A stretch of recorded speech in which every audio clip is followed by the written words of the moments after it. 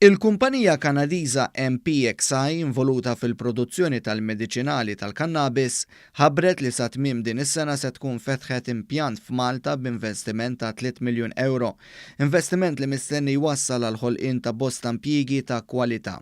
Fi stqarrija l-kumpanija MPXI qalet li ngħatat liċenzja mill-Malta Enterprise, l-Aġenzija tal-Gvern għall-Iżvilupp Ekonomiku biex timporta, tipproduċi u tqassam mediċini maħduma mill-kannabis f'Malta.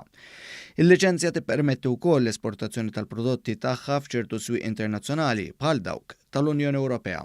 Il-kumpanija Kanadiża qalet li dan l-investiment qed isir bl-involviment tal-kumpanija Vortex wara li daħlet 15 biex tixtri l-isma kollha tal-kumpanija Alpha Pharma li topera fil-qasam tal-farmaceutika.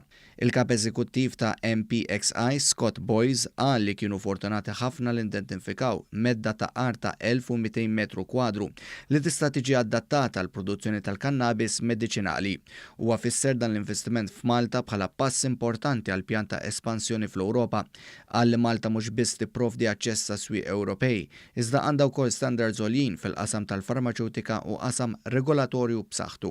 Dan l-investiment kien biss possibbli wara li s-sena li għaddiet il-Gvern approva liġi dwar il-produzzjoni tal-kannabis għall-użu mediċinali.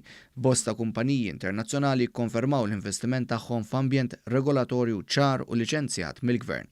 Dan fil-waqt li l-produzzjoni tal-kannabis mediċinali se tkun qed issir taħt sigurtà stretta mill-Awtorità tal-Mediċini.